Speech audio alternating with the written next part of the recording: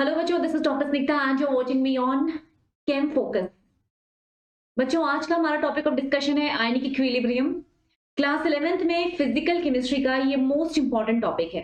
ठीक है, JEE mains में और नीट में इस पे क्वेश्चन बिल्कुल ही फॉर्मूला बेस्ड आता है, लेकिन जेई एडवांस में क्वेश्चन थोड़े से ट्विस्टेड होते हैं।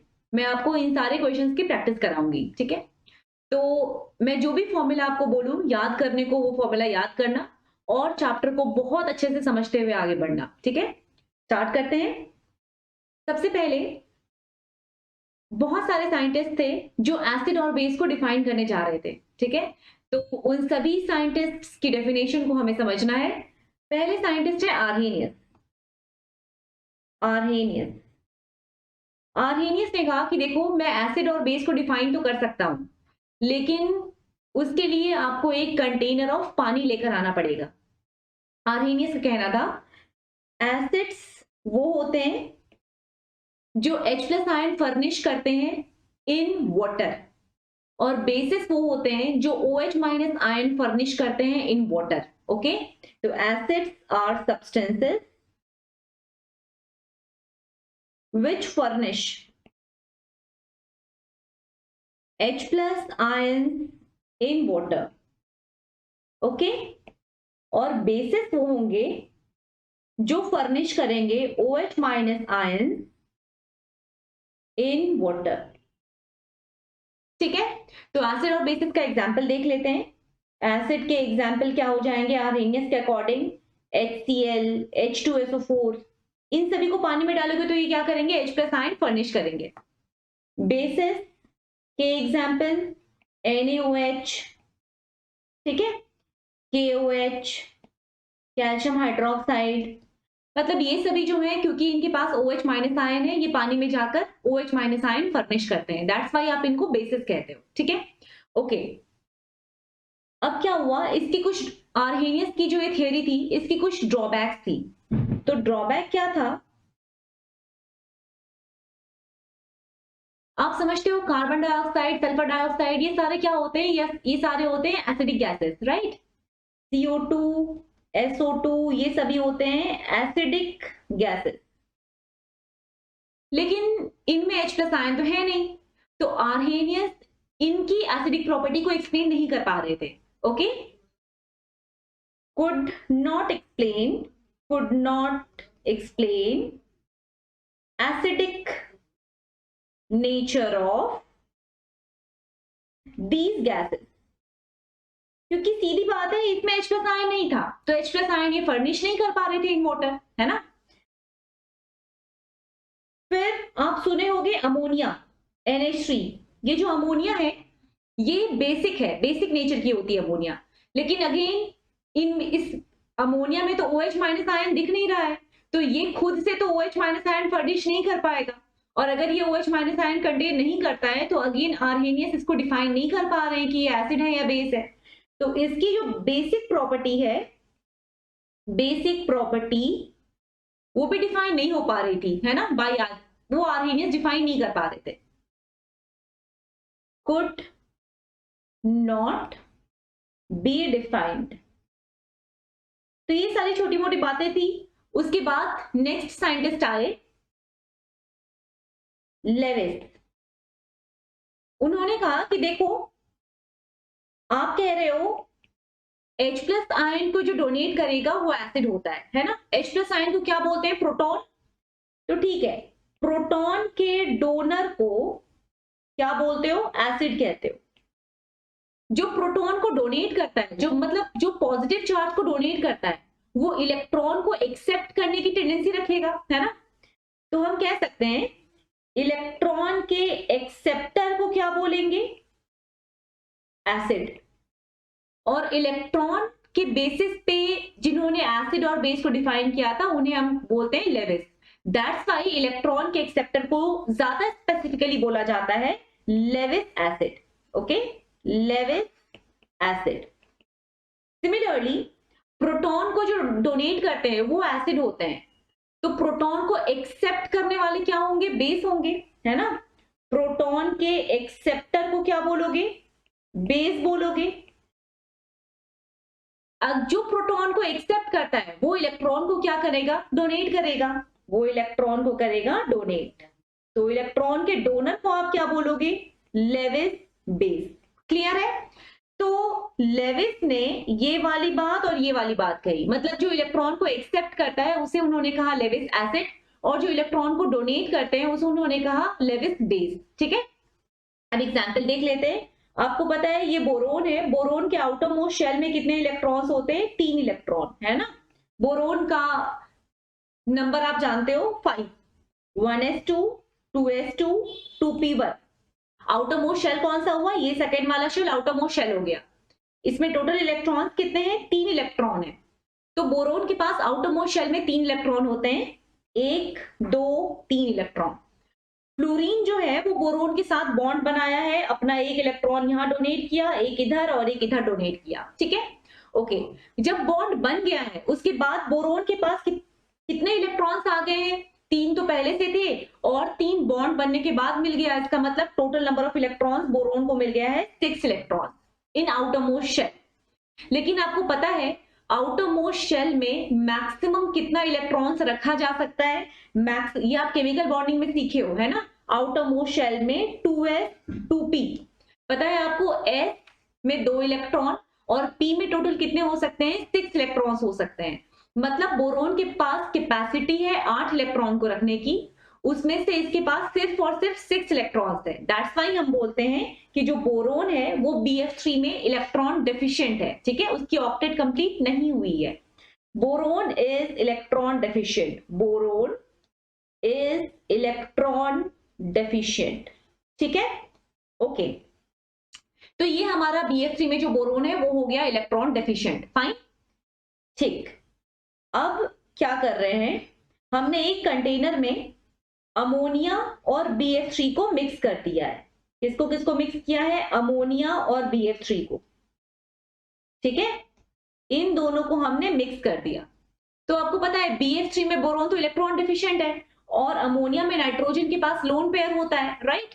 तो NH3 और ये BF3 है, मैं थोड़ा इस तरह से करके इसको लिख देती हूं, ये BF3 है। अमोनिया जो है वो अपने इलेक्ट्रॉन किसको प्रोवाइड करता है, बोरोन को प्रोवाइड कर देता है with the help of coordinate bond. ठीक है, तो इस केस में आप क्या बोलोगे, नाइट्रोजन क्या हुआ, नाइट्रोजन इलेक्ट्रॉन डोनर है, दैट्स व्हाई हम अमोनिया को क्या बोलेंगे, लेविस बेस। जो इलेक्ट्रॉन को डोनेट करता है वो होता है लेविस बेस, और जो इलेक्ट्रॉन को एक्सेप्ट करता है उसे आप क्या बोलते हो, लेविस एसिड। तो यहां पर BF3 क्या हो जाएगा, लेविस एसिड हो जाएगा, और अमोनिया क्या हो जाएगा, लेविस बेस हो जाएगा। ओके, ठीक है। नाउ कमिंग टू एक और एग्जांपल, AlCl3। AlCl3 में भी बिल्कुल वैसा ही इलेक्ट्रॉनिक कॉन्फ़िगरेशन है जैसे बोरोन का इलेक्ट्रॉनिक कॉन्फ़िगरेशन होता है ना।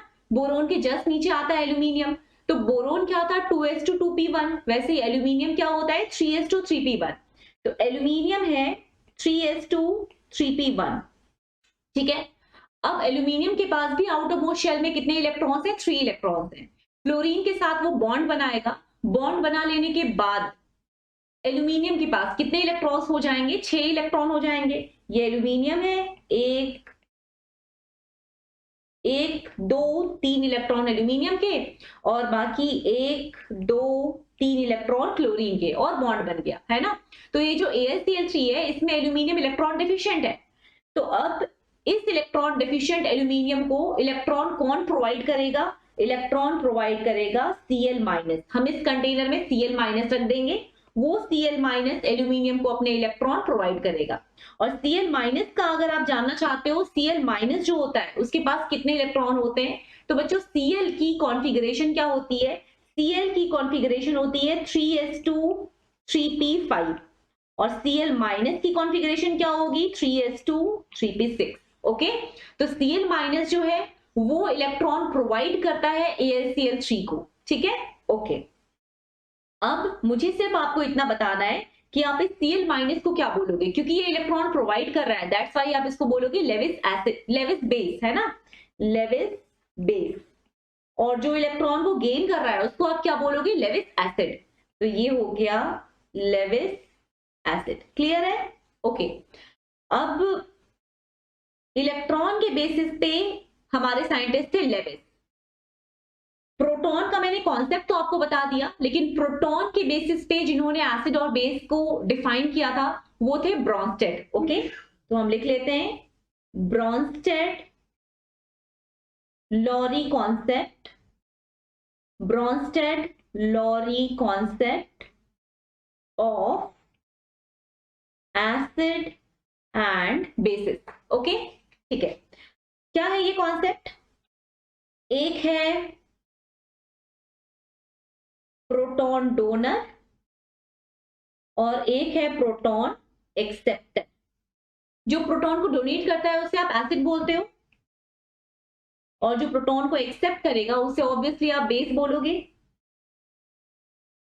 प्रोटॉन की बेसिस पे आप डिफाइन कर रहे हो, दैट्स व्हाई आप बोलोगे ब्रॉन्स्टेड, ब्रॉन्स्टेड एसिड और ब्रॉन्स्टेड बेस। Fine, okay. अब देखो, मान लेते हैं ये हमारे पास एक एसिड है, एसिटिक एसिड, ये है H2O, ठीक है। ये रिएक्शन इनके बीच में थोड़ी बहुत हो रही है, और रिएक्शन होकर क्या हो रहा है, acetic acid acetate CH3CO minus और H प्लस में टूट गया, ठीक है। ओके, ये है एसिटेट, और ये जो H प्लस है ना, वो जाकर क्या किया, पानी के ऊपर अटैक किया, H2O के ऊपर अटैक किया H प्लस, और बन गया H3O प्लस, ठीक है। तो इसका मतलब है हमारे इस रिएक्शन से क्या ऑब्टेन हो रहा है हम लोगों को, CH3CO minus plus H3O plus, ये है हम लोगों की रिएक्शन। ओके, चलो, ये तो हमारा कॉन्सेप्ट था, ये हमारा कॉन्सेप्ट था, रिएक्शन ऊपर वाली है। अब आप ये देखना, इसमें CH3COH जो है वो क्या कर रहा है, ये क्या कर रहा है, H प्लस आयन को फर्निश कर रहा है, राइट। और पानी क्या कर रहा है, H प्लस आयन को एक्सेप्ट कर रहा है। अच्छा, पानी H प्लस आयन को एक्सेप्ट क्यों कर रहा है, क्योंकि पानी के पास ऑक्सीजन पे लोन पेयर है, और वो lone pair H plus ion को अट्रैक्ट करता है, ठीक है। ओके, तो अभी हुआ क्या, H2O एक्सेप्ट कर लिया H प्लस आयन को, और acetic acid H plus ion को डोनेट किया। क्योंकि ये H प्लस आयन को डोनेट कर रहा है, इसलिए आप इसको क्या बोलोगे, डोनर को हमेशा एसिड बोलते हैं। प्रोटॉन का डोनर है तो आप इसको क्या बोल रहे हो, ब्रॉन्स्टेड एसिड। ओके, तो हम CH3COOH को बोलेंगे ब्रॉन्स्टेड एसिड। ओके, अब आ जाते हैं H2O में। तो H2O क्या करता है, वो H प्लस आयन को एक्सेप्ट करता है, ठीक। Okay, H2O H plus ion को एक्सेप्ट कर रहा है, acceptor of H plus ion को क्या बोलते हो, बेस बोलते हो, क्योंकि प्रोटॉन के बेसिस पे डिफाइन कर रहे हैं, दैट्स व्हाई क्या बेस बोलेंगे, ब्रॉन्स्टेड बेस। तो ये जो ब्रॉन्स्टेड टर्म है ये हम रिएक्टेंट की साइड यूज करते हैं, ठीक है। उसके बाद देखो अब क्या हुआ, CH3CO माइनस बन गया और H3O प्लस बन गया।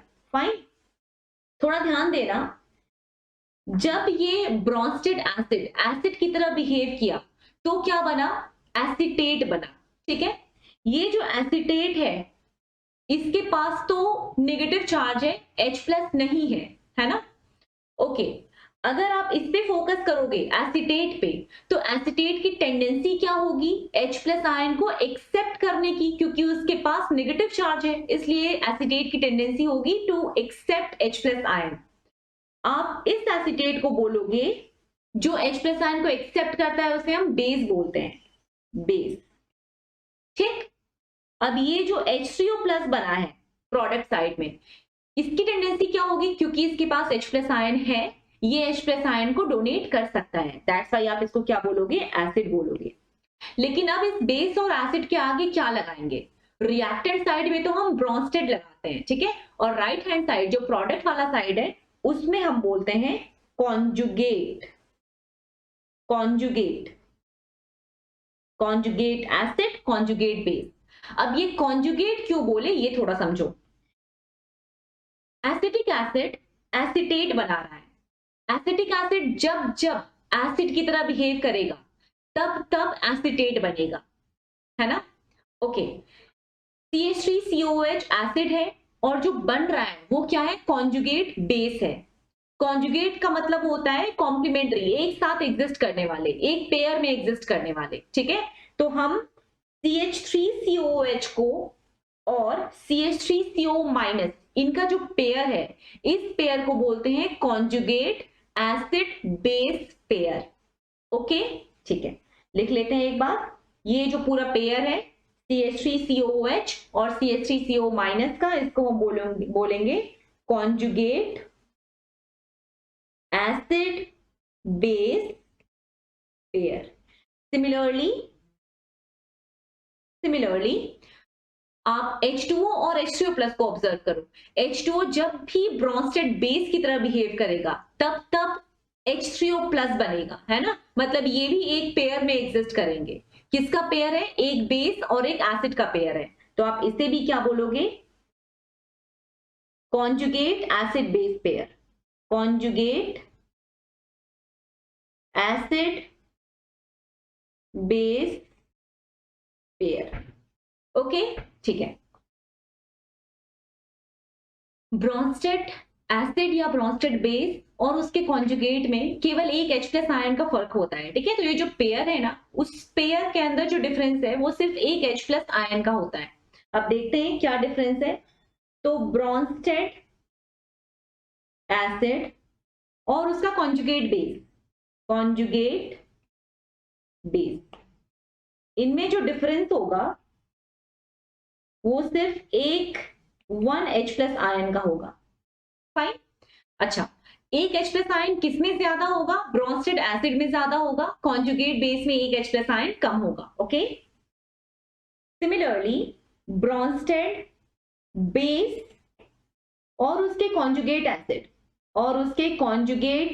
एसिड में डिफरेंस कितने का होगा? 1 H प्लस आयन का अगेन, ठीक है। और ज्यादा किसमें होगा H plus ion? Obviously conjugate acid में ज्यादा होगा, ब्रोंस्टेड बेस में एक H प्लस आयन कम होगा। ओके, लेट्स सपोज मैं आपसे ये पूछ रही हूं, H2O ब्रोंस्टेड एसिड है, ब्रोंस्टेड एसिड मानो अभी H2O को, और बताइए इसका कॉन्जुगेट बेस क्या होगा? तो आपको पता है ब्रोंस्टेड एसिड और कॉन्जुगेट बेस में एक H प्लस आयन का ही फर्क होता है। ये जो पेयर है ना, उस पेयर में एक H प्लस आयन का फर्क है। और H प्लस ज्यादा किस में होगा? ऑब्वियसली एसिड में ज्यादा होगा। तो आप एक H प्लस आयन को घटा दो, आपको मिल जाएगा कॉन्जुगेट बेस। और H2O से अगर एक H प्लस आयन बाहर निकाल देते हो तो आपको क्या मिलता है? OH माइनस आयन, ठीक है। सिमिलरली अगर मैं आपसे बोलूं H2O को आप ब्रोंस्टेड बेस मानिए और ये बताओ कि इसका कॉन्जुगेट एसिड क्या होगा, तो ऑब्वियसली आप क्या बोलोगे? कॉन्जुगेट एसिड बेस पेयर जो होता है उसमें एक H प्लस आयन का ही डिफरेंस होता है केवल। H2O को अगर हम ब्रोंस्टेड बेस मानेंगे तो इसका जो कॉन्जुगेट एसिड है उसमें एक H प्लस आयन ज्यादा होगा, मतलब H3O plus will be conjugate acid of H2O। Fine, ठीक है। सिमिलरली अगर मैं आपसे बोलती हूँ H2PO4 माइनस, इसका बताइए, इसको आप H2PO4 माइनस को फिलहाल के लिए आप मान लो ब्रोंस्टेड एसिड, ठीक है। और इसका कॉन्जुगेट बेस बताओ,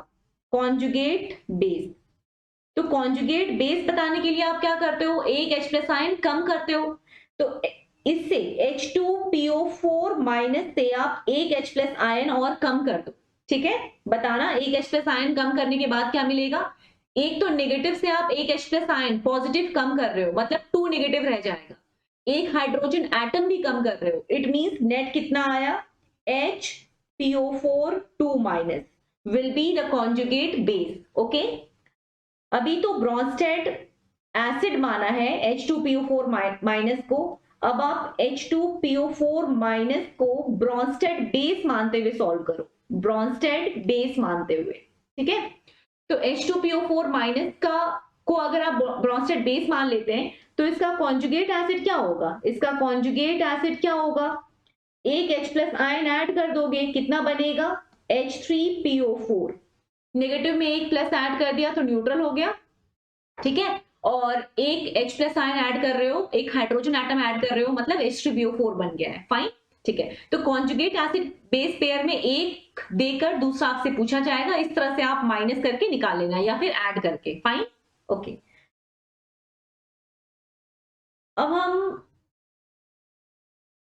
इलेक्ट्रोलाइट्स को पढ़ते हैं और उसे क्लासिफाई करते हैं। वैसे तो इलेक्ट्रोलाइट्स बहुत डिटेल में हम सीखेंगे जब हम इलेक्ट्रोकेमिस्ट्री पढ़ेंगे तो, लेकिन अभी हमें थोड़ी बहुत जरूरत है तो वो मैं आपको बता रही हूँ। इलेक्ट्रोलाइट्स का मतलब होता है वो सब्सटेंस जो इलेक्ट्रिसिटी को कंडक्ट करें, ठीक है। अब इलेक्ट्रिसिटी को कंडक्ट कौन करता है? या तो इलेक्ट्रॉन्स करते हैं, वायर के केस में इलेक्ट्रॉन इलेक्ट्रिसिटी को कंडक्ट करता है, और हमारे यहाँ केमिस्ट्री में तो सोल्यूशन रहेगा, तो सोल्यूशन में कौन इलेक्ट्रिसिटी को कंडक्ट करेगा? आयंस, क्योंकि आयंस के पास चार्ज है। तो चार्ज अल्टीमेटली इलेक्ट्रिसिटी को कंडक्ट करते हैं, फिर चाहे वो फ्री इलेक्ट्रॉन्स हो या फिर आयंस हो। हमारे यहाँ पे जो घूमता फिरता आयंस है वो इलेक्ट्रिसिटी को कंडक्ट करेगा इन अ सोल्यूशन, ठीक है, ओके। इट मींस कभी भी आपको स्ट्रॉन्ग इलेक्ट्रोलाइट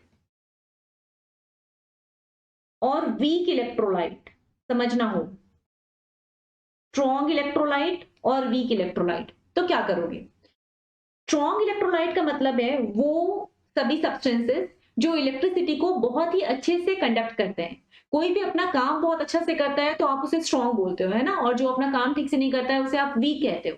तो स्ट्रॉन्ग इलेक्ट्रोलाइट का मतलब होता है वो सब्सटेंसेस जो इलेक्ट्रिसिटी को अच्छे से कंडक्ट करेंगे, बहुत स्ट्रांगली कंडक्ट करेंगे, ठीक है, इन सोल्यूशन फॉर्म ऑब्वियसली, क्योंकि उस सोल्यूशन फॉर्म में ही उनके आयंस फ्री होते हैं, या फिर मॉल्टन स्टेट में भी आयंस फ्री होते हैं।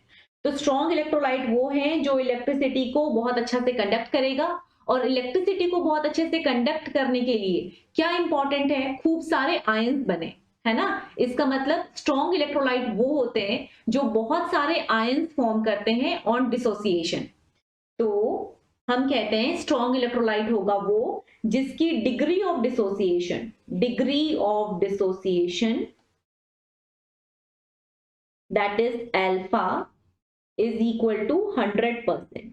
100% डिग्री ऑफ डिसोसिएशन होती है, दैट्स वाई वो कंप्लीटली टूटकर खूब सारे आयन फॉर्म करते हैं और इलेक्ट्रिसिटी को अच्छा से कंडक्ट करते हैं।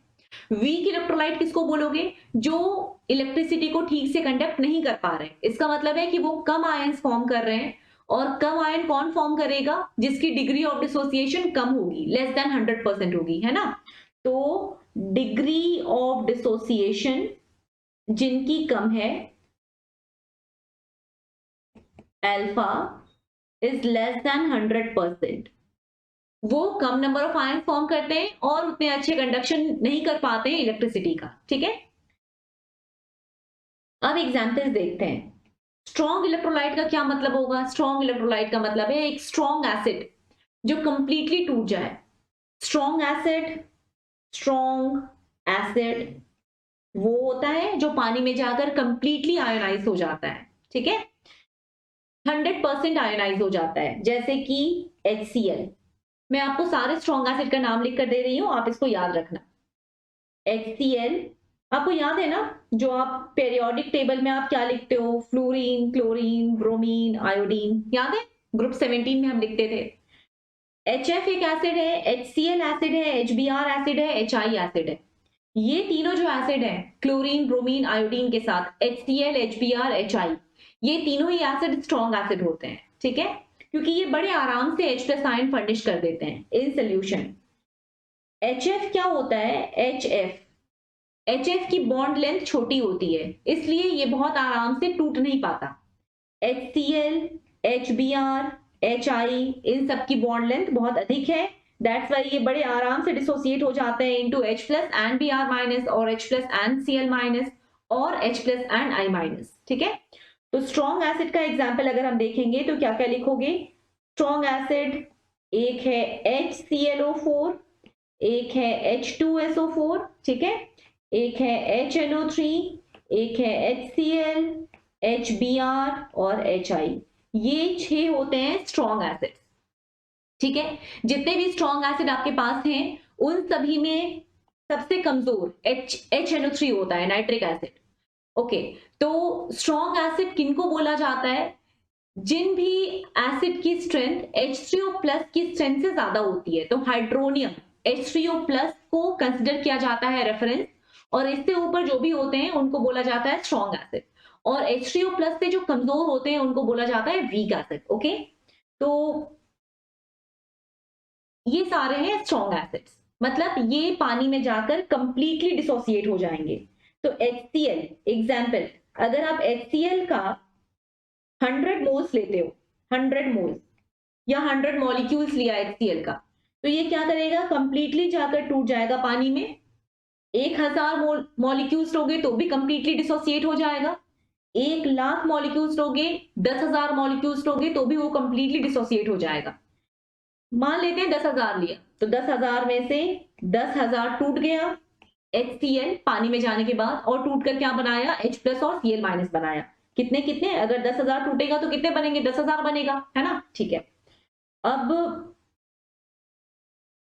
स्ट्रॉन्ग एसिड तो आप समझ गए हो, बिल्कुल ऐसा ही होता है strong base.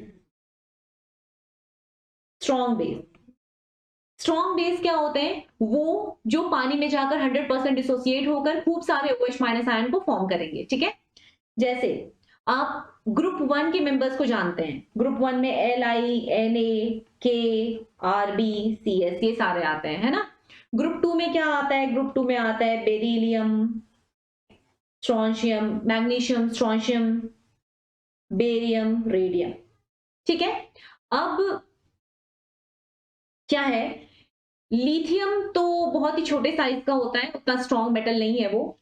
Sodium, potassium, rubidium, caesium, ये सारे जो हैं, सोडियम, पोटेशियम, रुबीडियम, सीजियम, इन सभी की जो हाइड्रोक्साइड होती है वो स्ट्रॉन्ग हाइड्रोक्साइड मानी जाती है, स्ट्रॉन्ग बेसिस माने जाते हैं। ठीक है, ओके, अब आपको ये पता है कि जब आप राइट की तरफ जाते हो, पेरियोडिक टेबल में जब आप राइट की तरफ जाते हैं तो नॉन मेटालिक टेंडेंसी बढ़ने लगती है। सबसे अच्छे मेटल्स कौन होते हैं, ग्रुप 1 के मेटल्स। ग्रुप 2 में जाओगे तो मेटालिक कैरेक्टर थोड़ा सा कमजोर हो जाता है। ओके, इसका मतलब ग्रुप 2 के जो मेंबर्स हैं वो थोड़े कमजोर मेटल हैं व्हेन कंपेयर टू ग्रुप 1 के मेटल्स। अब जब आप डाउन द ग्रुप आते हैं तो अगेन मेटालिक कैरेक्टर इंक्रीज होने लगती है, बढ़ने लगती है। तो ग्रुप 2 के मेटल्स तो कमजोर मेटल हैं, लेकिन फिर भी आप जब डाउन द ग्रुप आओगे तो आपको ये जो बेरियम है ये स्ट्रॉन्ग मिलेगा। ठीक है, क्योंकि डाउन द ग्रुप आने पे मेटालिक कैरेक्टर इंक्रीजेस, तो बेरियम स्ट्रॉन्ग होता है। रेडियम तो रेडियो एक्टिव है तो इसको हम नहीं देखेंगे, इसका मतलब है ये 4 और एक 5 बेरियम, इन पांचों को आप लिखोगे, इनके जो हाइड्रोक्साइड्स होंगे उनको हम किस में कैटेगराइज करेंगे, स्ट्रॉन्ग बेस में कैटेगराइज करेंगे। ओके, तो हम स्ट्रॉन्ग बेसिस का एग्जांपल याद कर सकते हैं, NaOH अभी समझा दिया आपको, KOH, RbOH, CSOH और बेरियम हाइड्रोक्साइड। ठीक है, ये सारे स्ट्रॉन्ग बेसिस हैं, पानी में जाने के बाद 100% डिसोसिएट हो जाएंगे। जैसे कि NaOH है, अगर इसका आप 1,00,000 मॉलिक्यूल्स लेते हो, पानी में जाएगा, कंप्लीटली टूट जाएगा, और टूट कर क्या बनाएगा, Na प्लस और OH माइनस, कितना कितना, 1,00,000 और 1,00,000, कंप्लीटली टूट चुका है। ठीक है, okay, third example of strong electrolyte है, third example of strong electrolyte है सॉल्युबल सॉल्ट, वो सॉल्ट्स जो कंप्लीटली सॉल्युबल हो। ठीक है, जैसे कि NaCl, ये जब पानी में जाता है ना तो कंप्लीटली डिसॉल्व हो जाता है। NaCl को अगर आप पानी में डालते हो तो ये कंप्लीटली टूटकर Na plus aqueous plus Cl minus aqueous बनाता है, कंप्लीटली डिसॉल्व हो जाता है। ठीक है, ओके, जैसे कि अगर आप 100 मोल लोगे Na प्लस का, NaCl का, तो ये पानी में जाने के बाद 100 का 100 मोल डिसॉल्व हो जाएगा, आयोनाइज हो जाएगा, टूट जाएगा। ओके, और डिसॉल्व होने के बाद खुद तो खत्म हो गया, Na प्लस एक्वस कितना बन जाएगा, 100, और Cl माइनस एक्वस कितना बन जाएगा, 100। ओके, और इस एक्वस का क्या मीनिंग है, एक्वस का क्या मीनिंग है, ये मैंने हाइड्रेशन एनर्जी में एक्सप्लेन किया है, आप जरूर वो वीडियो चेक कर लेना। ओके, फाइन, तो ये एग्जाम्पल्स है हमारे सॉल्युबल सॉल्ट के। अब जो भी सॉल्युबल सॉल्ट है वो कंप्लीटली डिसोसिएट हो रहा है, जो भी आपके स्ट्रॉन्ग एसिड है वो भी कंप्लीटली टूट रहे हैं, स्ट्रॉन्ग बेस कंप्लीटली टूट रहे हैं। तो ये सारे जो एग्जांपल्स हैं ये स्ट्रॉन्ग इलेक्ट्रोलाइट में आ जाते हैं, क्योंकि ये बहुत सारे आयंस को फर्निश करते हैं, ठीक है, 100% डिसोसिएट होकर। लेकिन अब हम वो केसेस देखते हैं जो वीक है, weak in the sense 100% dissociate नहीं होता है, कम आयंस फॉर्म करता है। से फॉर एग्जांपल सबसे पहले वीक एसिड। एक वीक एसिड को आप वीक क्यों बोल रहे हो? क्योंकि वो अपना काम ठीक से नहीं कर रहा है। एसिड का काम क्या होता है? H+ आयन डोनेट करना। जो कमजोर है उसको कमजोर बोला जा रहा है क्योंकि वो ठीक से आयनाइज नहीं हो रहा और बहुत सारा H+ आयन डोनेट नहीं कर पा रहा है, ठीक है। से फॉर एग्जांपल CH3COH।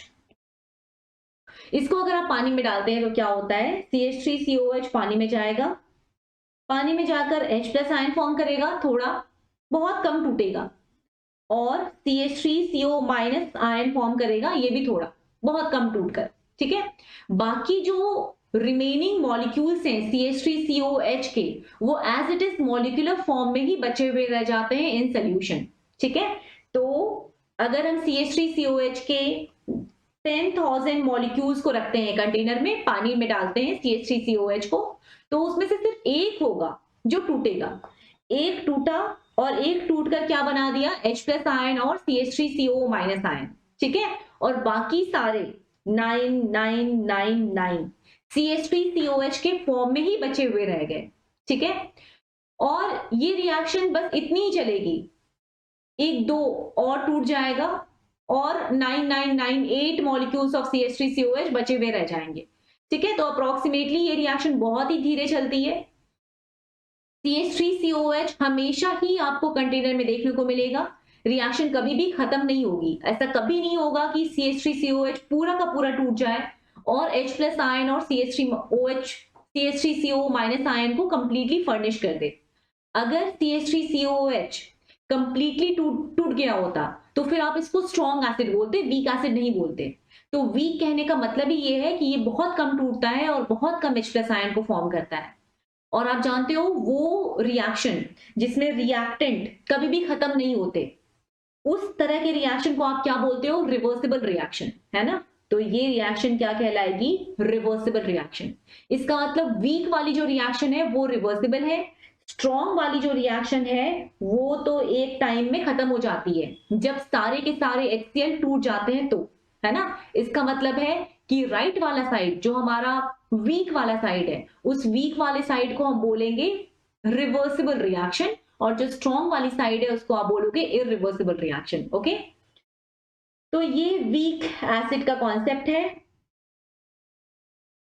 अब हम वीक एसिड वो सारे ही होंगे, मैंने आपको स्ट्रॉन्ग का लिस्ट बता दिया है दोनों ही केसेस में, स्ट्रॉन्ग एसिड में और स्ट्रॉन्ग बेस में। तो उनको छोड़कर बाकी जितने भी एसिड आपको मिलते हैं वो सभी वीक एसिड है, ठीक है। वीक बेस भी वीक इलेक्ट्रोलाइट्स में आते हैं। अब देखिए वीक बेस क्या होता है, इनको छोड़कर बाकी सारे, से फॉर एग्जांपल NH4OH।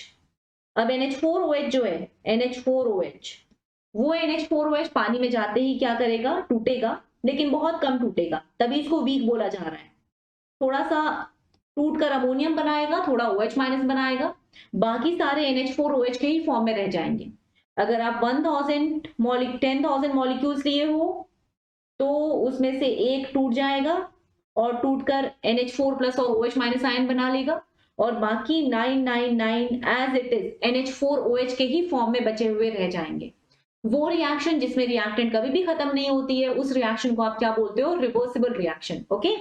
तो ये हो गया हमारा रिवर्सिबल रिएक्शन,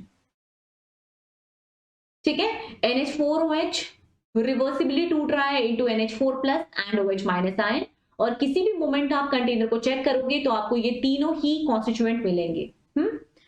अब ये वीक बेस है, अगेन क्योंकि पूरा डिसोसिएट नहीं हो रहा है, बहुत कम आयंस फॉर्म कर रहा है, दैट्स व्हाई इनको आप वीक इलेक्ट्रोलाइट की कैटेगरी में रख रहे हो, ओके। नाउ थर्ड एग्जांपल है sparingly soluble salt. Sparingly soluble salt जिनको आप डे टू डे लाइफ में इनसॉल्युबल बोल देते हो ना, वो एक्चुअली में स्पेरिंगली सॉल्युबल होते हैं, बहुत कम सॉल्युबल सॉल्ट्स, ठीक है। जिनका आप AgCl, जिनका आप बहुत सारा मॉलिक्यूल लोगे तो उसमें से एक दो मॉलिक्यूल आयोनाइज होगा, बाकी molecules as it is molecular form में रह जाएंगे। एक सॉल्ट की solubility is equal to its ionisation.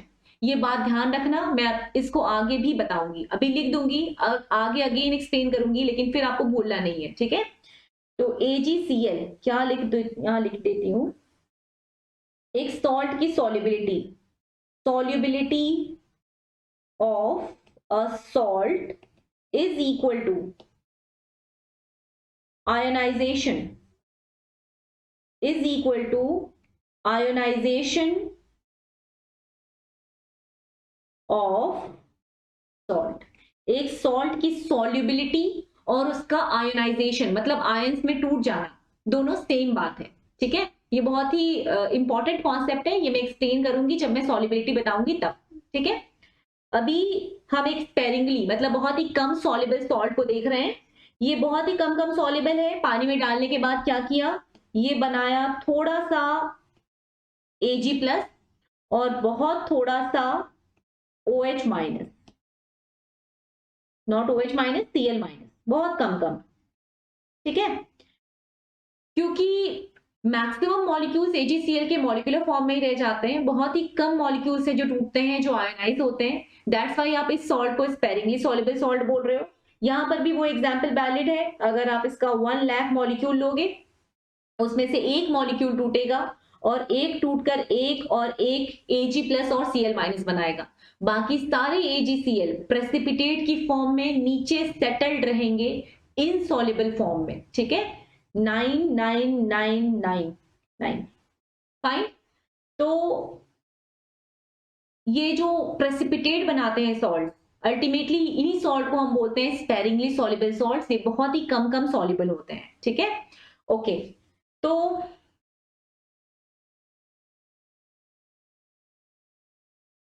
जो भी आपको वीक कैटेगरी दिख रही है, वो सारी वीक कैटेगरी को मैंने रिवर्सिबली डिनोट किया है, क्योंकि वो रिएक्शन कभी भी कंप्लीट नहीं होती, कभी भी बहुत सारे आयन फॉर्म नहीं होते उन रिएक्शन से, ठीक है ना। तो जो भी वीक कैटेगरी थी और ये स्ट्रॉन्ग कैटेगरी थी, स्ट्रॉन्ग को मैंने इररिवर्सिबल एरो से दिखाया था और वीक को मैंने रिवर्सिबल एरो से दिखाया था, क्योंकि ये इररिवर्सिबली टूट रहा है, पूरा टूट रहा है, दैट्स व्हाई आप इसको स्ट्रॉन्ग बोल रहे हो, है ना, इररिवर्सिबल। अब ये जो वीक कैटेगरी है, इस वीक कैटेगरी को ध्यान से देखना, बताओ इक्विलिब्रियम सेट होने की पॉसिबिलिटी कहां पर है? क्या कभी भी इक्विलिब्रियम इररिवर्सिबल कंडीशन में सेट हो सकता है क्या? नहीं। इक्विलिब्रियम का मतलब ही क्या होता है, rate of forward reaction is equal to rate of backward reaction. Irreversible में तो बस एक रिएक्शन चलती रहती है, फॉरवर्ड। जो रिवर्सिबल कंडीशन होती है वहीं पर फॉरवर्ड एंड बैकवर्ड दोनों चलता है, that's why rate of forward और रेट ऑफ बैकवर्ड की बात सिर्फ और सिर्फ रिवर्सिबल कंडीशन में ही आएगी। तो इक्विलिब्रियम कहां पर सेट होगा, इक्विलिब्रियम अगर सेट होना होगा या फिर होगा ही, इक्विलिब्रियम सिर्फ और सिर्फ रिवर्सिबल रिएक्शन में सेट होता है। इट मींस इक्विलिब्रियम का कॉन्सेप्ट आपको सिर्फ और सिर्फ वीक इलेक्ट्रोलाइट्स में देखने को मिलेगा। एक वीक एसिड, वीक बेस और स्पेरिंगली सॉल्युबल सॉल्ट की केस में ही आप इक्विलिब्रियम देख सकते हो। जो स्ट्रॉन्ग एसिड, स्ट्रॉन्ग बेस और स्ट्रॉन्ग सॉल्ट हैं, वो तो यूनिडायरेक्शनली ब्रेक हो जाते हैं, उनमें कभी भी आपको इक्विलिब्रियम सेट होता हुआ नहीं दिखेगा, ठीक है। तो ये जो पूरा एंटायर हमारा चैप्टर है आयनिक इक्विलिब्रियम, आप समझ सकते हो ना ये किस पे बेस्ड होगा। ये एक वीक एसिड, वीक बेस और स्पेरिंगली सॉल्युबल सॉल्ट पे बेस्ड है, ठीक है। यहां पर कोई भी कॉन्सेप्ट स्ट्रॉन्ग का नहीं आएगा, क्योंकि स्ट्रॉन्ग वाले जो कंटेस्टेंट है वो कभी भी इक्विलिब्रियम को सेट नहीं करेंगे, ओके। तो पूरा चैप्टर कमजोर पे बेस्ड है, फाइन। अब हम थोड़ा पीएच की स्टडी कर लेते हैं, pH of water. PH of water, ये जो स्मॉल पी लिखा हुआ है ना, इस स्मॉल पी का मतलब होता है नेगेटिव लॉग, नेगेटिव लॉग। और एच का मतलब होता है फ्री H+ आयन की कॉन्सेंट्रेशन, ब्रैकेट लिख दिया मतलब कॉन्सेंट्रेशन लिख दिया, फ्री H+ आयन की कॉन्सेंट्रेशन, ठीक है। एक्टिव H+ आयन जो पानी में फ्रीली प्रेजेंट है, H+ की फॉर्म में जो घूम रहा है, उसे आप कहते हो फ्री H+ और एक्टिव H+। तो पीएच का मतलब होता है negative log of H+ ion की कॉन्सेंट्रेशन। और ये जो H प्लस आयन की कॉन्सेंट्रेशन है, कॉन्सेंट्रेशन को किसमें बताया जाता है, या तो मोलैरिटी या नॉर्मेलिटी, है ना। H प्लस आयन की कॉन्सेंट्रेशन को किसमें लिखोगे, मोलैरिटी में लिख सकते हो, करेक्ट। और बताओ क्या रिलेशन आपको पता है नॉर्मेलिटी और मोलैरिटी के बीच में। नॉर्मेलिटी इज इक्वल टू होता है मोलैरिटी इनटू वैलेंस फैक्टर, और H प्लस आयन की वैलेंस फैक्टर कितनी होती है, 1, क्योंकि H प्लस आयन के ऊपर चार्ज कितना है, 1। That's why molarity into 1 is equal to normality. तो H प्लस आयन की जब बात आएगी तो मोलैरिटी बोले या नॉर्मेलिटी बोले, सेम बात है, ठीक है।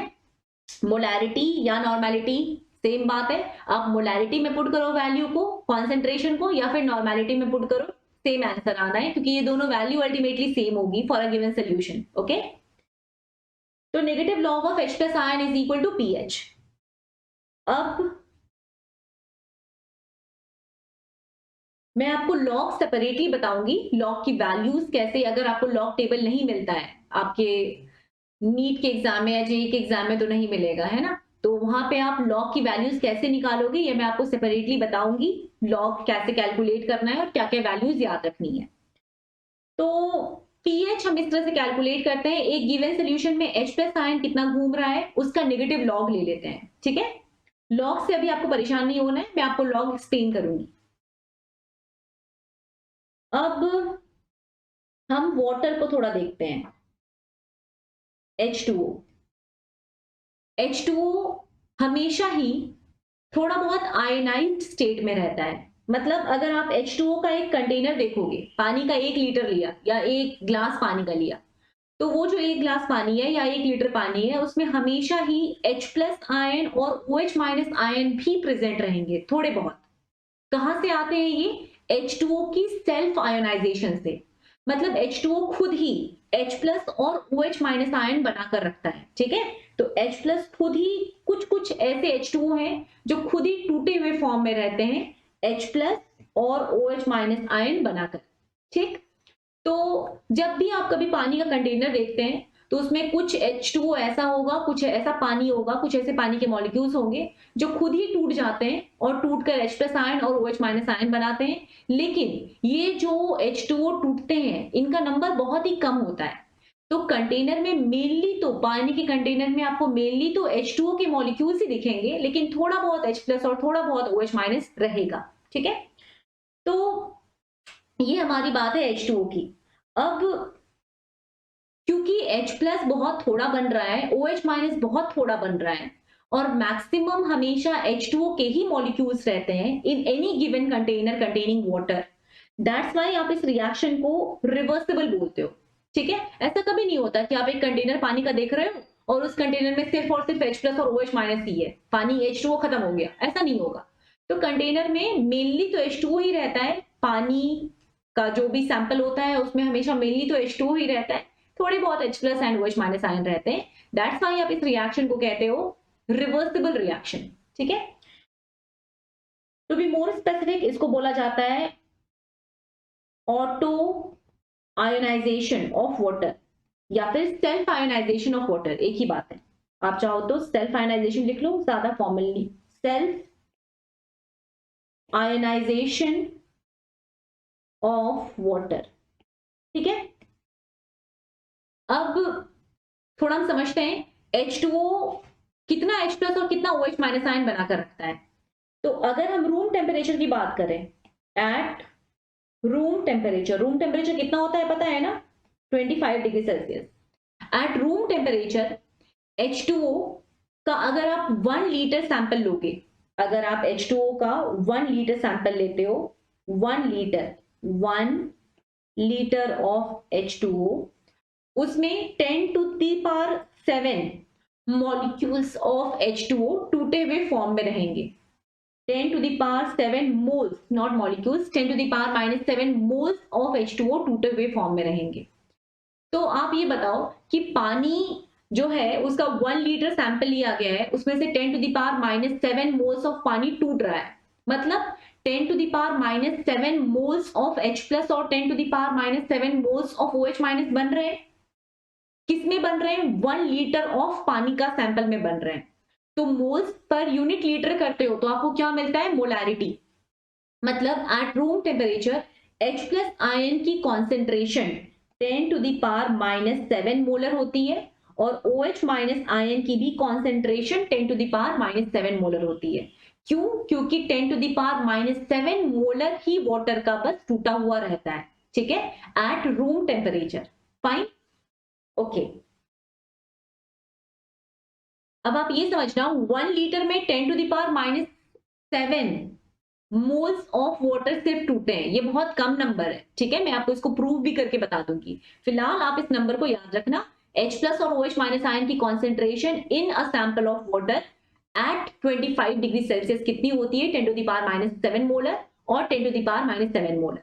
ऑब्वियस बात है कि अगर एक पानी टूटेगा तो एक H प्लस बनेगा, एक OH माइनस आयन बनेगा। जितने H प्लस आयन बनेंगे उतने ही OH माइनस आयन बनेंगे, है ना? ओके, अब पीएच निकालना चाहते हो आप, pH of water, pH of water at 25 degree Celsius. ये टेम्परेचर को लिखना बहुत इंपॉर्टेंट है, क्यों देखेंगे अभी। PH of water at 25 degree Celsius क्या करोगे? Negative log of H plus ion की concentration in water at 25 degree Celsius, negative log of H plus ion की कॉन्सेंट्रेशन 25 डिग्री सेल्सियस पे कितनी है? 10 टू द पावर -7, ठीक है। आपको पता है लॉग लॉग लॉग में 10 टू द पावर जो भी रहता है उस पावर को आप सामने लेकर मल्टीप्लाई कर सकते हो। इसके लॉग के कॉन्सेप्ट के लिए आपको लॉग की वीडियो चेक करनी है, ठीक है। -10 टू द पावर -7, तो इसका मतलब है सामने आकर वो +7 बन गया, log 10 that is equal to 7 log 10 that is equal to 7। Okay, log 10 की वैल्यू कितनी होती है? 1 होती है। log 10, अगेन मैं आपसे कह रही हूं log के सारे वैल्यूज के लिए, सारे कॉन्सेप्ट के लिए आपको log की वीडियो चेक करनी है, ओके। मैंने वो सेपरेट वीडियो में डाला है, log, सारे log की वैल्यूज एंड log के जो कॉन्सेप्ट हैं। फाइन, तो ये हमें मिल रहा है pH of water at 25 degree Celsius कितना? 7। अब अगर आपसे कोई बोले पीओएच बताओ, pOH of water at 25 degree Celsius, ये कितना बताओगे? पीओएच का मतलब क्या होगा? नेगेटिव लॉग, पी का मतलब ही है negative log of OH minus ion concentration that is equal to negative log of 10 to the power -7। -7 सामने आकर मल्टीप्लाई हो गया तो 7 बन गया, 7 log 10। 7 log 10 की वैल्यू कितनी होती है? 1। दैट्स वाई पीएच भी 7 आ रहा है और पीओएच ऑफ वाटर भी 7 आ रहा है। कब? Eight room temperature, okay fine. अब हम उसी वाटर के लिए बात कर रहे हैं। हमने देखा पीएच एक जगह पे लिख लो, पीएच और पीओएच ये दोनों ही कितना आ गया है? 7 आ गया है एट 25 डिग्री सेल्सियस। और H प्लस की कॉन्सेंट्रेशन कितनी है? 10 टू द पावर -7 और OH माइनस आयन की कॉन्सेंट्रेशन कितनी है? 10 to the power -7 at 25 degree Celsius. Clear? अब आप ये बताओ कि क्या आप जानते हो हम एक इक्विलिब्रियम, एक रिएक्शन जो होती है रिवर्सिबल रिएक्शन, वो इक्विलिब्रियम सेट करती है और उस इक्विलिब्रियम पे हम KEQ डिफाइन कर सकते हैं, है ना? ठीक है, यहां पर आप KEQ डिफाइन करिए। KEQ डिफाइन करने का मतलब क्या होगा? प्रोडक्ट की concentration raise to the power stoichiometric coefficient upon reactant की concentration raise to the power stoichiometric coefficient, ठीक है। तो हम डिफाइन करते हैं KEQ इस रिएक्शन के लिए कितनी होगी? H प्लस आयन की concentration to the power 1 into OH minus ion की concentration to the power 1 upon H2O, ठीक है। अब H प्लस आयन तो इसकी कॉन्सेंट्रेशन तो आपको मालूम है, मैंने आपको बताया किसी भी कंटेनर में 10 टू द पावर -7 कॉन्सेंट्रेशन होती है, तो इसका मतलब है वो इनफिनिट टाइम की बात हो रही है ना। एक कंटेनर में जो पानी है वो अपने इक्विलिब्रियम को स्टैब्लिश कर चुका है, वो बड़े शांति से प्रेजेंट है, उसमें उसकी कॉन्सेंट्रेशन 10 टू द पावर -7 है। तो इक्विलिब्रियम कॉन्सेंट्रेशन आप कितना रखोगे? 10 टू द पावर -7, ये भी कितना रखोगे? 10 टू द पावर -7 रखोगे। H2O, जो H2O होता है वो तो प्योर लिक्विड होता है ना, और प्योर लिक्विड के लिए एक्टिविटी कितनी होती है? 1 होती है, ओके। तो प्योर लिक्विड की एक्टिविटी 1 पुट करेंगे। ये जो KEQ आ रहा है ये वाटर की सेल्फ आयोनाइजेशन रिएक्शन का आ रहा है, ठीक है, इसलिए आप इस KEQ को KW कहते हो। KW is equal to H plus ion की concentration into OH minus ion की कॉन्सेंट्रेशन। और ये जो KW है इसको हम बोलते हैं आयनिक प्रोडक्ट ऑफ वाटर, क्योंकि अल्टीमेटली ये जो KW आ रहा है ये अल्टीमेटली तो वाटर के आयंस का ही बस प्रोडक्ट आ रहा है। नीचे तो H2O था, उसकी एक्टिविटी तो 1 हो गई है ना। That's why KW is equal to H plus into OH minus ion की कॉन्सेंट्रेशन। तो KW को आपने इस तरह से करके डिफाइन कर दिया है। ठीक है, डिफाइन हो गया KW, हम समझ गए। हाँ, KW क्या होगा, H plus into OH minus ion की कॉन्सेंट्रेशन होगी। मैं एक कॉन्सेप्ट आपको बता दूं, जितने भी दुनिया में इक्विलिब्रियम कांस्टेंट हैं, दुनिया में जितने भी इक्विलिब्रियम कांस्टेंट हैं, हर एक रिएक्शन की इक्विलिब्रियम कांस्टेंट, एक पर्टिकुलर रिएक्शन का इक्विलिब्रियम कांस्टेंट कांस्टेंट इसलिए कहलाता है क्योंकि उसको चेंज कर पाना हमारे बस की बात नहीं होती है। इक्विलिब्रियम कांस्टेंट को, एक पर्टिकुलर रिएक्शन के इक्विलिब्रियम कांस्टेंट को आप प्रेशर, वॉल्यूम, कुछ भी चेंज करके चेंज नहीं कर सकते हो। कॉन्सेंट्रेशन, व्हाटएवर, आप जो भी चेंज कर दो, कभी भी इक्विलिब्रियम कांस्टेंट चेंज नहीं होगा। इक्विलिब्रियम कांस्टेंट को अगर आपको बदलना है तो बस एक तरीका है, वो तरीका है टेम्परेचर को बदलो। अदरवाइज कभी भी इक्विलिब्रियम कांस्टेंट एक पर्टिकुलर रिएक्शन का नहीं बदलता है pressure, temperature, pressure, volume, concentration कुछ भी चेंज करने पे। ठीक है, equilibrium constant for a reaction is always constant, can be changed only on changing temperature। सिर्फ और सिर्फ टेम्परेचर को चेंज करके आप इक्विलिब्रियम कांस्टेंट को चेंज कर सकते हो, अदरवाइज आप कभी भी इक्विलिब्रियम कांस्टेंट को चेंज नहीं कर सकते हैं। ओके, उसी तरह से ये जो KW है, ये एक बार आप टेम्परेचर को फिक्स कर दोगे 25 डिग्री सेल्सियस, तो ये KW की वैल्यू कांस्टेंट हो जाएगी। अब आप KW को, क्योंकि KW इक्विलिब्रियम कांस्टेंट है, इसको अगर आप बदलना चाहते हो तो सिर्फ और सिर्फ टेम्परेचर से बदलेगा, अदरवाइज ये कभी नहीं बदलेगा। ठीक है, okay. KW eight room temperature कितना आएगा बताना थोड़ा। KW इज इक्वल टू, बताया ना आपको, H plus into OH minus ion की कॉन्सेंट्रेशन, कितना कितना 10 to the power minus 7 into 10 to the power minus 7, कितना आया 10 टू द पावर माइनस 14। तो KW की जो वैल्यू है वो 10 टू द पावर माइनस 14 आ रही है एट 25 डिग्री सेल्सियस। ओके, अच्छा, मैं अगर आपसे बोलूं PKW निकालो तो कितना निकालोगे? P का मतलब क्या होगा, negative log of KW 10 to the power minus 14। वो जो पावर में माइनस 14 है वो सामने आकर मल्टीप्लाई हो जाता है, तो माइनस के साथ मल्टीप्लाई हुआ मतलब 14 बन गया, 14 log 10 that is equal to 14। Log 10 की वैल्यू 1 होती है। ओके, तो PW की वैल्यू, PKW की वैल्यू आ गई है 14, कब, एट 25 डिग्री सेल्सियस। तो इन सारे पॉइंट्स को ध्यान रखेंगे। H प्लस कितना आया, OH माइनस कितना आया, PH POH कितना आया, PKW कितना आया और KW कितना आया। ओके, चलो अब इसमें समझना है कुछ चेंज। सबसे पहले हमने क्या किया, ये वाटर था, ये अपनी इक्विलिब्रियम को स्टैब्लिश करके बड़े शांति से प्रेजेंट था। ठीक है, मैंने क्या किया, मैंने उसी टेम्परेचर पे, मतलब रूम टेम्परेचर पे ही वाटर के कंटेनर में एसिड मिला दिया। ठीक है, addition of acid in water. तो वाटर जो है वो अपनी इक्विलिब्रियम को स्टैब्लिश करके बड़ी शांति से प्रेजेंट है। और वाटर की जो इक्विलिब्रियम वाली कंडीशन होती है उसमें H प्लस आयन और OH माइनस आयन कितने कितने होते हैं ये आपको पता है। ठीक है, हम टेम्परेचर को कांस्टेंट रखते हुए एसिड को ऐड कर रहे हैं। ठीक है, अब एसिड को अगर आप ऐड कर रहे हो तो आपको पता है ना क्या होगा, H प्लस आयन की कॉन्सेंट्रेशन इंक्रीज हो जाएगी पानी में, H प्लस आयन की कॉन्सेंट्रेशन इंक्रीज हो जाएगी। ठीक है, पहले कितनी थी, increases from 10 to the power minus 7। ठीक है, okay.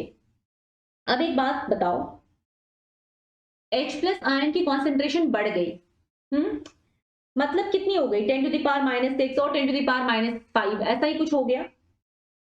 10 to the power minus 5 concentration अधिक है when compared to 10 to the power -7, ये तो समझते हो ना। 10 to the power -1 ज्यादा है 10 to the power -5 से, 10 to the power -5 ज्यादा है 10 to the power -7 से, ठीक है। ओके, ये कॉन्सेंट्रेशन की बात है। अगर मैं आपको बोलूं नेगेटिव लॉग लो इनका, पीएच लो, पीएच अगर आप लोगे, पीएच, ये तो H प्लस आयन की बात है, एक एग्जाम्पल बता रही हूं।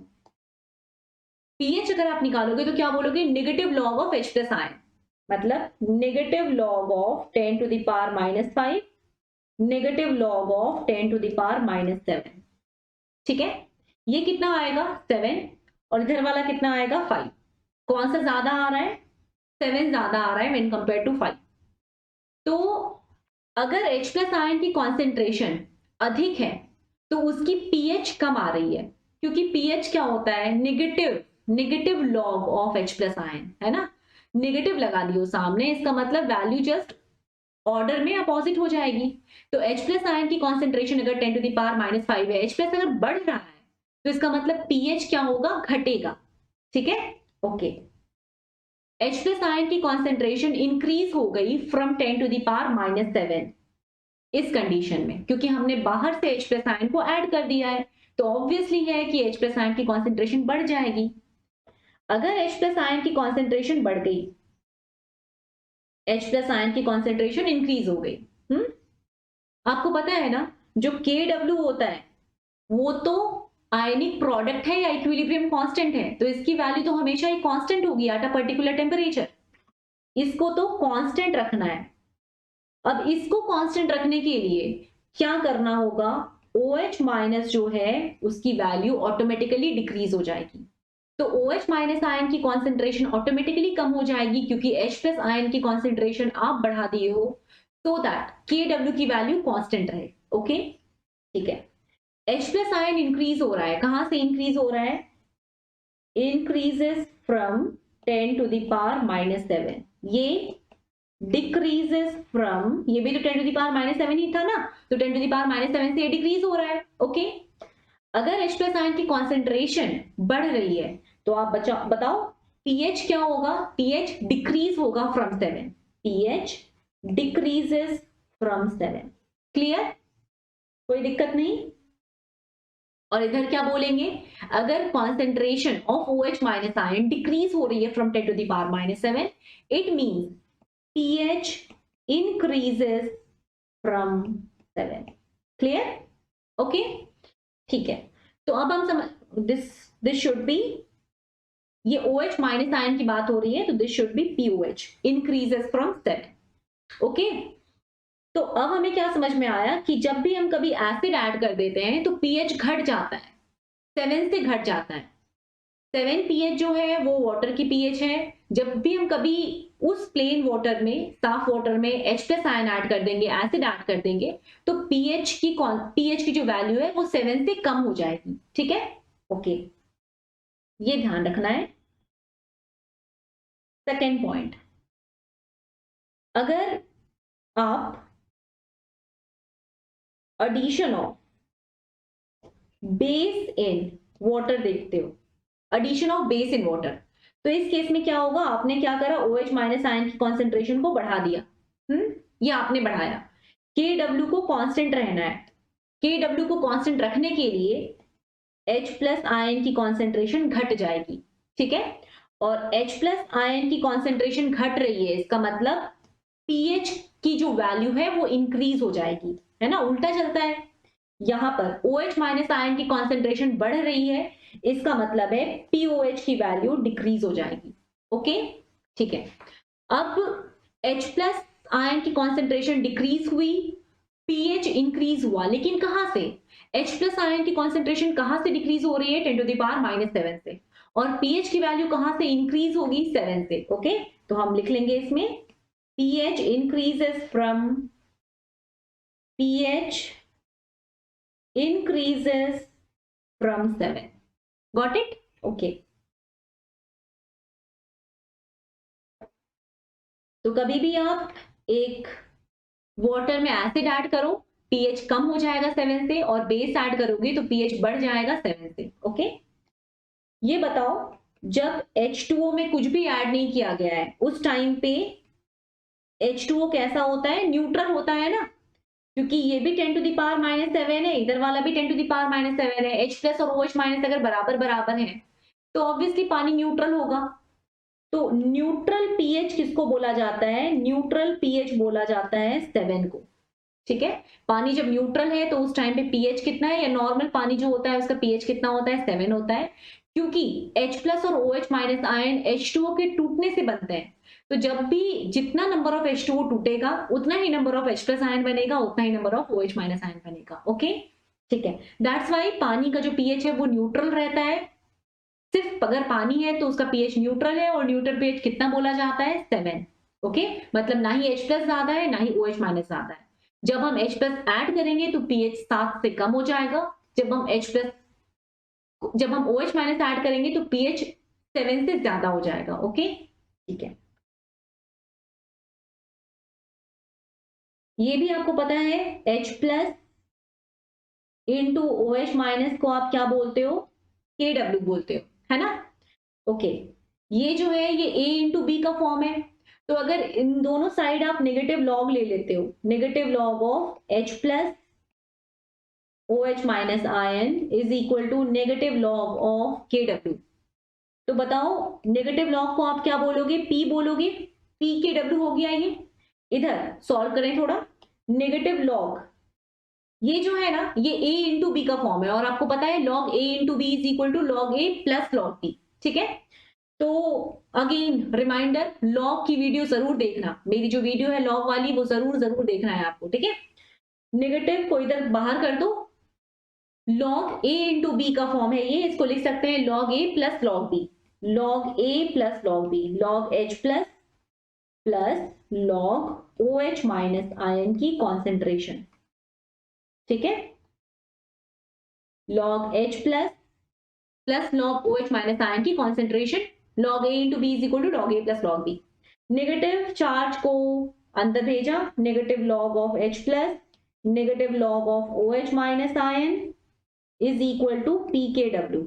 ठीक है, negative log of H plus, negative log इसको क्या बोलोगे, P कहते हो, नेगेटिव लॉग इसको भी P कहते हैं, तो हम लिख सकते हैं PH plus POH is equal to PKW। ठीक, pH कितना होता है, 7 plus 7 is equal to 14, that is equal to PKW। Clear है, ओके। तो ये तो न्यूट्रल की बात हुई है, न्यूट्रल वाटर की बात, दो केसेस मैंने आपको बता दिया है। ये जो बातें हैं ये दोनों पॉइंट न्यूट्रल वाटर के लिए है। ठीक है, न्यूट्रल पीएच की ये डिस्कशन है। ठीक, अब हम क्या कर रहे हैं, मैंने आपको एक एग्जाम्पल बताया था जिसमें आपने क्या किया था, आपने बाहर से एसिड ऐड कर दिया था, एडिशन ऑफ एसिड, यही हुआ था ना। एडिशन ऑफ एसिड जब होता है तो आपको पता है पीएच क्या होता है, डिक्रीज हो जाता है, घट जाता है। ठीक है, ओके, KW का कोई चेंज होता है क्या, नहीं। अगर KW कांस्टेंट होता है इसका मतलब है कि PKW भी कांस्टेंट रहेगा। ठीक है, ओके, तो PKW होगा कांस्टेंट। आपको पता है ये formula, pH plus POH is equal to PKW। pH decrease हो गया ऑन एडिशन ऑफ वाटर, तो POH क्या होगा, ऑटोमेटिकली ये इंक्रीज हो जाएगा और PKW कांस्टेंट रहेगा। ठीक है, तो अगर कभी भी pH, सपोज मान लो, वैसे तो pH पानी का कितना होता है, 7, और मैंने दे दिया है कि एसिड को ऐड करने के बाद pH कितना हो गया, 5 हो गया। ठीक है, तो आपको ये पता होना चाहिए कि एसिड को ऐड करने से KW नहीं बदलता, KW सिर्फ और सिर्फ टेम्परेचर को बदलने से बदलता है। तो PKW will always remain constant अगर आप टेम्परेचर को नहीं बदल रहे हो तो। ठीक है, तो PKW की वैल्यू तो 14 ही होगी। इसका मतलब है ये अंडरस्टूड है कि POH अब कितना हो जाएगा, POH will be equal to 14 minus 5 that is equal to 9। समझ गए हो, तो हमेशा ही आप ये वाला फॉर्मूला, ये वाला जो फॉर्मूला है, अगर आपको एक pH दिया हो दूसरा POH निकालना हो तो आप ये फॉर्मूला यूज कर सकते हो। ओके, ठीक है, अब हम थर्ड केस देख रहे हैं। इस केस में क्या किया हमने, टेम्परेचर को बदल दिया। Okay, effect of temperature, temperature को ही बदल दिए हो।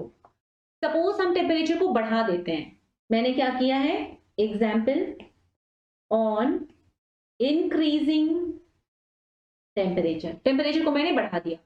अब आपको पता है H2O जो है ना, वो H प्लस और OH माइनस आयन बना रहा था। कितना बनाता था वो, 10 टू द पावर -7 और 10 टू द पावर -7, कब, 25 डिग्री सेल्सियस पे। अब क्या कर दिया है मैंने, टेम्परेचर को मान लो बढ़ाकर कर दिया है 90 डिग्री सेल्सियस। तो ऑब्वियस बात है कि ज्यादा पानी का मॉलिक्यूल टूटेगा, है ना। और अगर पानी का मॉलिक्यूल ज्यादा टूटेगा तो H प्लस आयन ज्यादा बनेगा, OH माइनस आयन ज्यादा बनेगा। क्यों टूट रहा है पानी का मॉलिक्यूल ज्यादा, क्योंकि आप हीट प्रोवाइड कर रहे हो, और हीट को प्रोवाइड करने से बॉन्ड टूटते हैं, ठीक है। तो अभी क्या हुआ, H प्लस आयन, अधिक अधिक पानी टूट रहा है तो अधिक अधिक H प्लस आयन बनेगा, ज्यादा OH माइनस आयन बनेगा। मतलब 10 टू दी पावर -7 से ज्यादा, 10 टू दी पावर -7 से ज्यादा, ठीक है। जितना H प्लस बनेगा उतना ही OH माइनस बनेगा, ये तो पक्का है ना। जितना पानी टूटा, मान लो 5 पानी टूटेगा तो 5 H प्लस 5 OH माइनस बनेंगे, 10 पानी टूटेगा तो 10 H plus 10 OH minus ion बनेंगे, ठीक है। तो 90 डिग्री सेल्सियस पे 10 to the power -6 H plus और 10 to the power -6 OH minus ion बना, ठीक है। अब यहां पर आप बताओ कि जब ये 10 टू दी पावर -6 है तो आप pH क्या बोलोगे, pH will be equal to negative log of 10 to the power -6, ठीक बात है। POH will be equal to negative log of 10 to the power -6, ये भी 6 हो गया, ये भी 6 हो गया इस केस में, तो हाँ हो गया। अब आप ये बताओ कि जब हम टेम्परेचर को राइज कर दिए हैं तो pH तो 6 हो गया है, POH भी 6 हो गया है, क्या इस पानी की जो न्यूट्रलिटी थी वो मेंटेन्ड है या एसिडिक हो गई है या बेसिक हो गई है। जब मैं बच्चों से पूछती हूँ ऑफलाइन क्लास में तो वो मुझे कहते हैं कि मैम क्योंकि pH 6 हो गया है, जब आप टेम्परेचर को राइज कर रहे हो तो pH 6 हो गया, इसलिए पानी हो गया एसिडिक, ठीक है। ये कभी हो सकता है क्या बच्चों, ये पॉसिबल है, आप अगर कभी टेम्परेचर को राइज करो और पानी एसिडिक हो जाए, ये पॉसिबल है या नहीं, देख लेते हैं थोड़ा।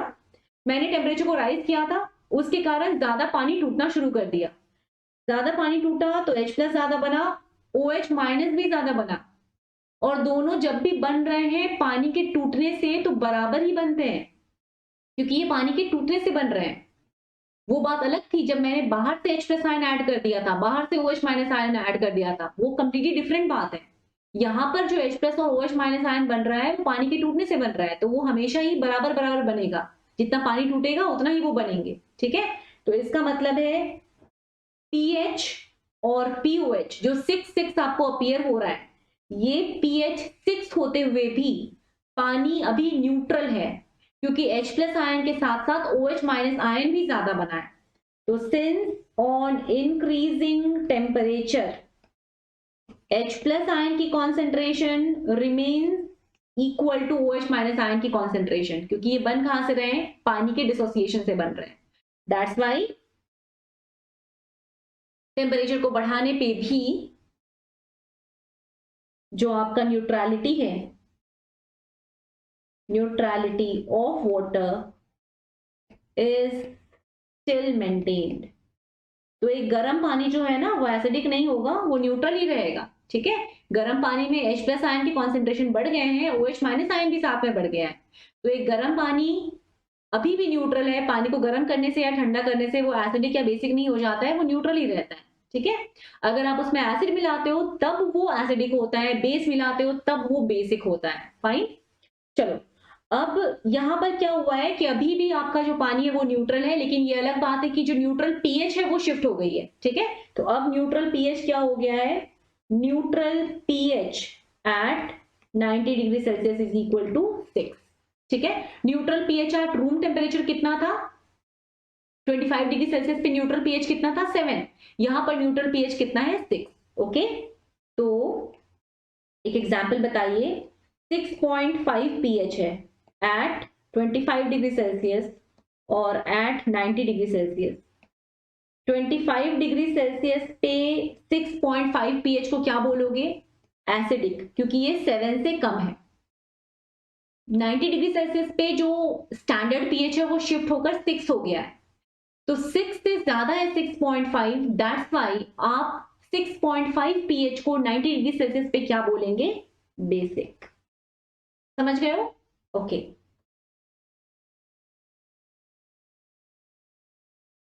तो इफेक्ट ऑफ टेम्परेचर ध्यान रखना। और जो मैंने यहाँ पे डेटा दिया है 10⁻⁻⁶ का एट 90 डिग्री सेल्सियस, वो एक्सपेरिमेंटल डेटा है, ठीक है, तो उसको आप याद कर सकते हो, एक दो बार पढ़ोगे तो खुद ही याद हो जाएगा। फाइन, तो हम pH ऑफ वाटर दिया रहे, उसके बाद आगे कैसे प्रोसीड करते हैं ये हम देख लिए हैं, है ना। अब हम आते हैं weak acid and weak base के कॉन्सेप्ट में। वीक एसिड और वीक बेस। वीक एसिड आपको पता है, वीक एसिड वो होते हैं जो बहुत ही कम टूटते हैं और बहुत ही कम H+ आयन फॉर्म करते हैं, correct.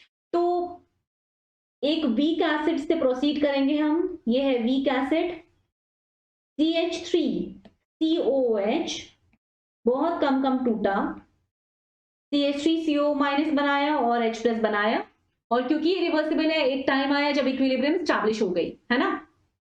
Eight time t is equal to 0, time t is equal to 0 पे लेट्स सपोज CH3COH की कॉन्सेंट्रेशन C है, ये दोनों कितने कितने हैं 0 0, शुरू में तो ये दोनों 0 0 हैं। फिर इक्विलिब्रियम का टाइम आ गया, इक्विलिब्रियम तक मान लेते हैं ये X डिसोसिएट हो गया है, तो अभी कितना बचा रहेगा C माइनस एक्स, ठीक है। अगर आप देखो स्टोइकियोमेट्रिक कोएफिशिएंट, यहाँ पे 1 लिखा है, यहाँ पर भी 1 लिखा है, यहाँ पर भी 1 लिखा है, मतलब 1 टूट कर 1 1 बनाता है ना। तो अगर x टूट रहा है, इसका मतलब कितने कितने बनेंगे, ये x बनेगा, ये भी x बनेगा, CH3COH बचा हुआ कितना रह जाएगा C माइनस एक्स, क्योंकि x तो टूट गया। अब x को थोड़ा रिप्रेजेंट कर देती हूँ, आप डिग्री ऑफ डिसोसिएशन जानते हो, क्या बोला जाता है, कितना टूटा, degree of dissociation that is equal to alpha is equal to कितना टूटा अपॉन कितना था टोटल। तो टूट कितना रहा है, x टूट रहा है, अपॉन टोटल वो कितना था C is equal two degree of dissociation of acetic acid. तो डिग्री ऑफ डिसोसिएशन जिसकी लिखोगे उसी का टूटना हुआ अमाउंट लिखना, उसी का टोटल अमाउंट लिखना, ठीक है, okay. Implies x is equal to C alpha. अब हम बस x की जगह पे हर जगह पे C अल्फा पुट करते हैं, तो at equilibrium at t is equal to equilibrium मैं लिख सकती हूँ ना, C माइनस C अल्फा है, ये दूसरा वाला C अल्फा है और ये भी C अल्फा है, x C अल्फा, और जो बचा हुआ है एसिटिक एसिड वो कितना C minus C alpha, okay. चलो इसको लिख सकते हो 1 minus alpha, C into 1 minus alpha, एक ही बात है। अब इक्विलिब्रियम क्योंकि स्टैब्लिश हो चुकी है, आप इक्विलिब्रियम कांस्टेंट डिफाइन कर सकते हो, KEQ इज इक्वल टू क्या होता है, H+ आयन की कॉन्सेंट्रेशन इनटू एसीटेट की कॉन्सेंट्रेशन अपॉन एसिटिक एसिड की कॉन्सेंट्रेशन, ठीक बात है, यहां से लिखा, यहां से, ओके। अब इनकी कॉन्सेंट्रेशन पुट कर दीजिए, KEQ is equal to concentration put करते जाओ, क्या पुट करोगे, C alpha into C alpha, C into 1 minus alpha, ये कट गया, कितना बना C alpha square 1 minus alpha, और ये हो गया KEQ, करेक्ट। अब यहाँ जो ये KEQ है ना, इसका स्पेशल नाम है, इसका नाम होता है KA। ए क्यों बोल रहे हैं, क्योंकि वीक एसिड के डिसोसिएशन से या वीक एसिड के आयोनाइजेशन से ऑब्टेन्ड हुआ ये इक्विलिब्रियम कांस्टेंट है, ठीक है। इसे कहा जाता है कि ए को बोला जाता है ionization constant of weak acid, okay, ionization constant of weak acid. KA कितना है बच्चा, C alpha square upon 1 minus alpha है। अब ये जो 1 माइनस अल्फा है ना, क्योंकि अल्फा की वैल्यू, सिंस अल्फा की वैल्यू बहुत कम है, आपको पता है वीक एसिड की डिग्री ऑफ डिसोसिएशन बहुत कम होती है, इसलिए उसको हम वीक बोलते हैं, है ना, बहुत ही कम होती है अल्फा की वैल्यू ऑफ वीक एसिड, वो बहुत कम डिसोसिएट करते हैं, बहुत कम आयोनाइज करते हैं, बहुत कम H+ आयन फॉर्म करते हैं। तो अल्फा की वैल्यू क्योंकि बहुत कम है, दैट्स वाई आप 1 माइनस अल्फा को अप्रोक्सीमेटली इक्वल टू 1 लिख सकते हो, 1 minus 0.000001 is approximately equal to 1, ये कोई बिग डील नहीं है ना। और इस पे मैंने थोड़ा एक्सटेंसिवली बताया है स्टेट्स ऑफ मैटर में, जब हम रियल गैस इक्वेशन डिस्कस कर रहे हैं तब, ओके। तो 1 माइनस अल्फा को अप्रोक्सीमेटली इक्वल टू 1 ले लिया, सिंस क्यों लिया, क्योंकि अल्फा बहुत कम है, वीक एसिड के केस में, वीक एसिड के केस में अल्फा बहुत कम होती है, ठीक है, ये तो यहां लिख ही दिया था। चलो, तो अब हम क्या बोल सकते हैं, K a is equal to C alpha square, नीचे वाला 1 माइनस अल्फा तो अप्रोक्सीमेटली इक्वल टू 1 हो गया, alpha square is equal to K upon C, right, implies alpha is equal to K upon C का अंडर रूट, सही बात है। तो अल्फा की जो ये वैल्यू आई है, alpha is equal to K under root K upon C, ये आपको ध्यान रखना है, K a is equal to C alpha square आया, करेक्ट।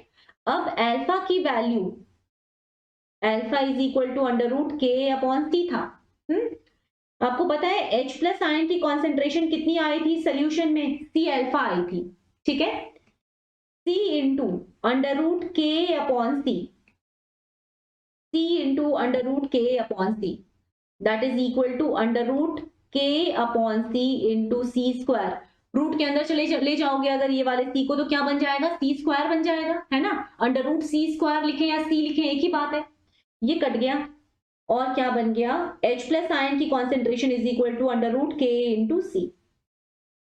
तो ये तीन फॉर्मूला आया है, एक तो के सी अल्फा स्क्वायर, एक alpha is equal to under root K upon C, और एक H प्लस आयन की concentration is equal to under root K into C, ये तीनों फॉर्मूला को आपको ध्यान रखना है, ठीक है। अब अगर आप चाहते हो पीएच निकालना, पीएच, तो पीएच कैसे निकालोगे, पीएच क्या होता है, negative log of H plus ion की कॉन्सेंट्रेशन, और H प्लस आयन की कॉन्सेंट्रेशन कितना लिखा है, under root K into C, K a into C to the power half भी लिख सकते हैं ना, under root K into C को, ठीक है, हाफ सामने आकर मल्टीप्लाई हुआ क्योंकि वो पावर में था, लॉग के a into C, correct, minus half को रहने दो बाहर, लॉग ए इंटू बी को क्या लिखते हो, लॉग ए प्लस लॉग बी, लॉग के ए plus log c, fine, minus half log के, माइनस हाफ लॉग के, लिख दिया, माइनस हाफ लॉग सी, ठीक। अब ये जो माइनस लॉग है इसको हम क्या लिख सकते हैं, पी लिख सकते हैं, पी के, राइट, तो इसको आप लिखोगे p K by 2 minus half log C is equal to p H, ये फॉर्मूला जरूर याद रखना, pH is equal to p K by 2 minus half log C, okay.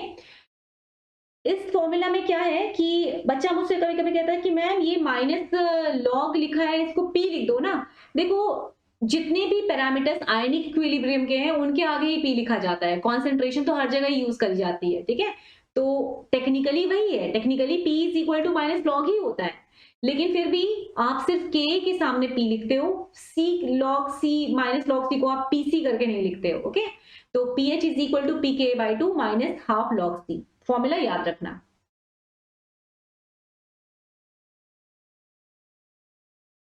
Okay.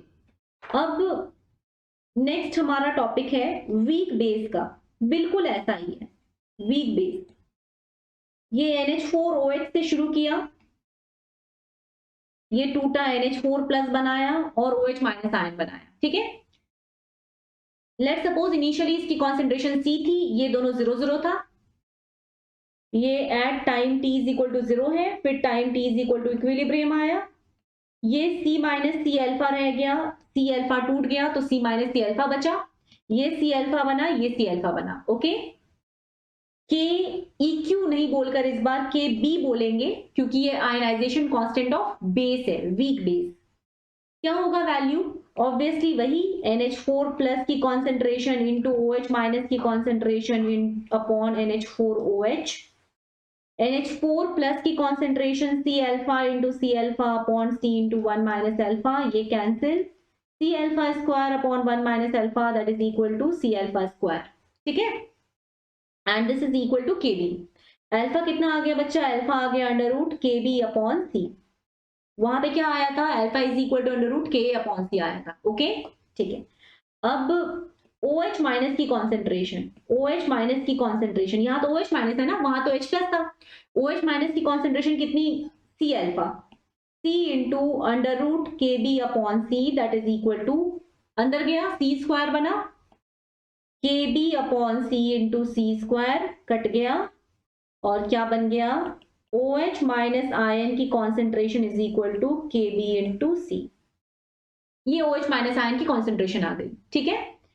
अब POH निकालने के लिए क्या करोगे, negative log of OH minus ion की concentration, negative log of Kb into C to the power half लिख देंगे, ठीक है, minus half log Kb into C, okay, minus half को कॉमन लीजिए, लॉग A इंटू बी का form है, क्या लिखोगे, log A plus log B लिखोगे, log Kb plus log C that is equal to again minus half log Kb minus half log C।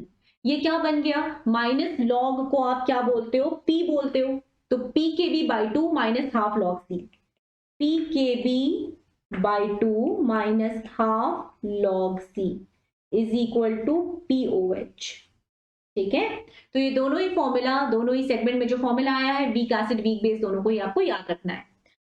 POH तो आप निकाल लिए, ठीक है। अगर आपको मान लो बोलता है pH निकालो, तो क्या करोगे, pH प्लस POH, जब तक मीडियम पानी है, रूम टेम्परेचर की बात जब तक हो रही है और मीडियम पानी जब तक है, तब तक वो पानी अपने अंदर Kw को बदलने नहीं देगा। तो pH प्लस POH की जो वैल्यू है वो कितनी रहेगी, 14 ही रहेगी। तो पानी में आप कुछ भी मिला दो, ठीक है, किसी को भी मिला दो, जब तक आप टेम्परेचर नहीं बदलते हो, तब तक वो पानी H plus into OH minus ion की कॉन्सेंट्रेशन को 10 to the power minus 14 maintain करके रहेगा, ठीक है।